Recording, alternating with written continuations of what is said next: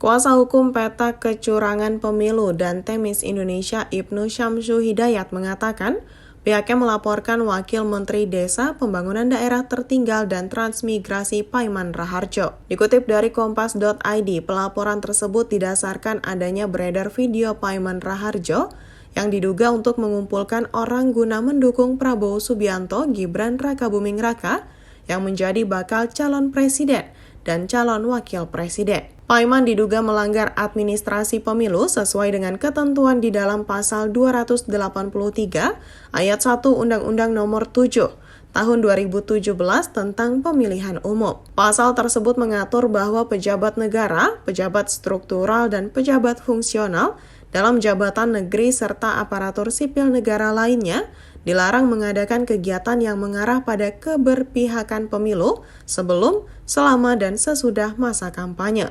Ibnu sebagai pelapor akan melaporkan Paiman ke Badan Pengawas Pemilu atau Bawaslu pada Senin 6 November 2023. Dia mengatakan Paiman sudah termasuk dalam kualifikasi pelanggaran yang perlu ditindaklanjuti oleh Bawaslu sesuai dengan ketentangan Undang-Undang Pemilu. Ibnu menjelaskan dugaan pelanggaran yang dilakukan oleh Paiman sangat mengkhawatirkan karena ia masih merupakan pejabat negara. Tindakan Paiman Raharjo yang merupakan pejabat negara tidak boleh sembarangan melakukan kegiatan untuk menunjukkan keberpihakan terhadap peserta pemilu. Dugaan pelanggaran yang dilakukan oleh Paiman sangat mengkhawatirkan.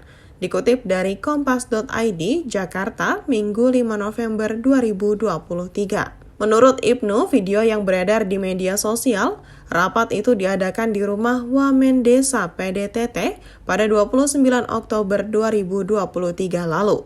Ibnu menjelaskan tindakan Paiman dalam video yang beredar di media sosial menyebabkan pemilu 2024 terancam kecurangan dan penyalahgunaan kewenangan pejabat negara. Pasal 283 Undang-Undang Pemilu disebutkan pejabat negara dilarang mengadakan kegiatan yang mengarah pada keberpihakan terhadap peserta pemilu sebelum, selama, dan sesudah masa kampanye, tambahnya. Selain itu, relawan Pusat Barisan Soekarnois Ganjar for President, kelompok sukarelawan pendukung Ganjar Mahfud, juga telah melaporkan Paiman ke Bawaslu pada 1 November 2023 lalu dengan hal yang sama, yakni penggalangan video yang beredar untuk memenangkan Gibran. Sementara itu, Bawaslu akan mengkaji materi laporan terlebih dulu untuk memutuskan ada atau tidaknya pelanggaran netralitas pejabat negara. Anggota Bawaslu Loli Suhenti menjelaskan, Bawaslu akan memeriksa dan mendalami laporan tersebut. Jika laporan itu memenuhi syarat formil dan material, langkah selanjutnya diteruskan ke rapat pleno. Diketahui dalam potongan video yang beredar, Paiman Raharjo menyampaikan bahwa rapat tersebut akan dilaporkan kepada Presiden Joko Widodo dan Menteri Sekretaris Negara Pratikno. Adapun narasi yang beredar di dalam video tersebut yaitu, Bapak, Ibu, kita menindaklanjuti rapat yang kedua. Kita sudah sepakat membantu Mas Gibran untuk memenangkan pemilu 2024. Kemudian Paiman menyatakan tidak boleh terlihat dalam tim pemenangan Prabowo Gibran